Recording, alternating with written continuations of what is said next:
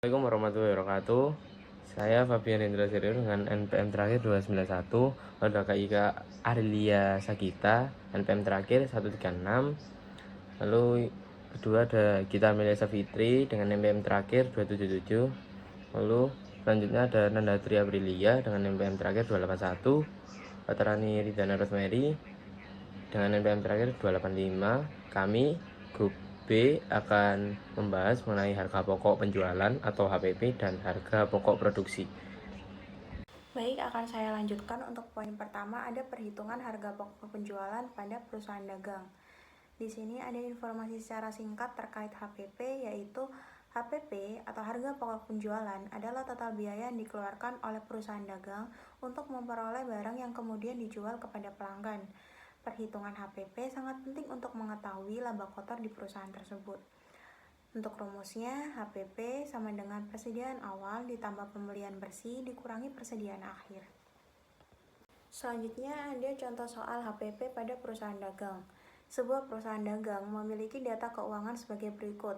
Pertama, ada persediaan awal 30 juta, pembelian kotor 120 juta, potongan pembelian 5 juta, retur pembelian 10 juta, biaya angkut pembelian 3 juta, persediaan akhir 40 juta. Hitung harga pokok penjualan tersebut. Untuk jawabannya, langkah pertama yang harus kita lakukan adalah menghitung pembelian bersih. Rumus pembelian bersih ada pembelian kotor ditambah biaya angkut pembelian dikurangi potongan pembelian dikurangi retur pembelian. Jadi untuk perhitungannya, pembelian bersih sama dengan 120 juta ditambah 3 juta dikurangi 5 juta dikurangi 10 juta menghasilkan nominal 108 juta. Untuk langkah selanjutnya yaitu mencari harga pokok penjualannya. Untuk rumusnya, persediaan awal ditambah pembelian bersih dikurangi persediaan akhir. Perhitungannya yaitu HPP sama dengan 30 juta ditambah 108 juta dikurangi 40 juta sama dengan 98 juta. Jadi HPP dari perusahaan dagang tersebut adalah 98 juta. Oke, selanjutnya akan membahas mengenai harga pokok produksi perusahaan manufaktur. Nah, di sini ada exhibit 16 yang mana itu ada data flow dari biaya manufaktur. Nah, di sini terbagi jadi 3. Biaya bahan baku, ada tenaga kerja sama overhead. Nah, overhead ini itu selain bahan baku sama tenaga kerja. Kalau semisal bahan baku ini tidak digunakan, dia akan masuk ke persediaan bahan baku. Tapi kalau misalnya digunakan, dia masuk yang namanya proses manufaktur.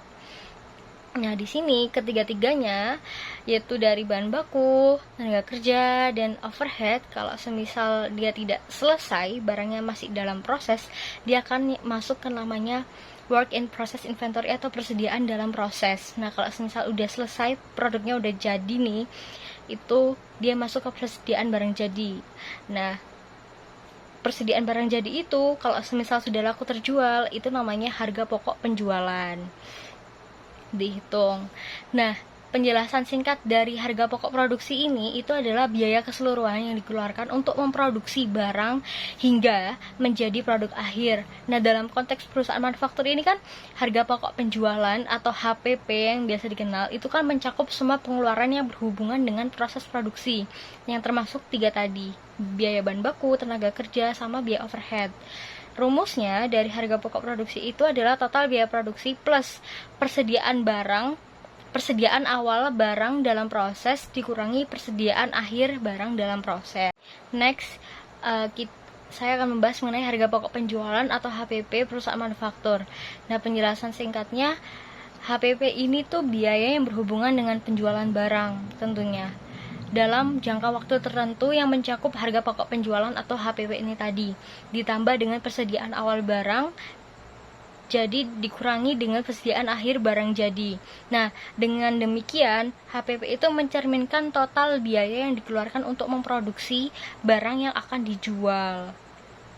Rumusnya itu harga pokok produksi ditambah persediaan awal barang jadi dikurangi persediaan akhir barang jadi. Di sini ada contoh soal dari harga pokok produksi dan harga pokok penjualan perusahaan manufaktur. Di sini Mingyu Company itu memiliki informasi untuk bulan Januari, yang mana yang pertama biaya bahan baku langsung yang digunakan dalam produksi senilai 375 juta rupiah, biaya tenaga kerja langsung 525 juta rupiah, biaya overhead pabrik 300 juta rupiah, persediaan barang dalam proses pada 1 Januari 450 juta rupiah, persediaan barang dalam proses pada 31 Januari 375 juta rupiah, persediaan barang jadi pada 1 Januari 225 juta rupiah, persediaan barang jadi pada 31 Januari 180 juta rupiah. Nah, untuk bulan Januari tentukanlah harga pokok produksi dan harga pokok penjualan. Di sini saya akan menjawab. Jadi untuk yang COGM atau Cost of Goods Manufacture atau biasa dikenal harga pokok produksi, itu tadi kan di yang pertama di sini untuk menentukan COGM kita perlu yang namanya persediaan barang dalam proses pada 1 Januari yang senilai 450 juta rupiah. Nah, kita kan perlu tahu total biaya produksinya itu berapa dalam selama bulan Januari. Nah, itu cara menentukannya dari biaya dengan cara menambah biaya bahan baku langsung yang digunakan dalam produksi. Itu tadi biaya bahan bakunya 375 juta ditambah biaya tenaga kerja langsung 525 juta, biaya overhead pabrik 300 juta rupiah. Nah, ini ditambah total biaya produksinya ada 1,2 miliar. Nah, untuk menentukan total biaya produksi itu kita menjumlahkan dari persediaan barang dalam proses pada 1 Januari ada 450 juta rupiah ditambah sama 1,2 M tadi, total biaya produksi yang dikeluarkan selama bulan Januari. Totalnya adalah 1 miliar 650 juta. Nah, lalu untuk menentukan HPP, harga pokok produksi ini, kita perlu untuk mengurangi dari total biaya produksi tadi, itu perlu dikurangi sama persediaan barang dalam proses di akhir bulan, yaitu 31 Januari yang senilai 375 juta rupiah. Jadi totalnya harga pokok produksi pada bulan Januari ini 1 miliar 275 juta rupiah. Oke, selanjutnya untuk menentukan COGS atau Cost of Goods Sales atau harga pokok produksi atau biasa disebut HPP. Nah, itu kan tadi sudah diketahui ya harga pokok produksinya. Nah, jadi persediaan barang jadi pada 1 Januari 225 juta itu ditambah sama harga pokok produksi 1 miliar 275 juta rupiah ditambah itu hasilnya 1 miliar 500 juta rupiah.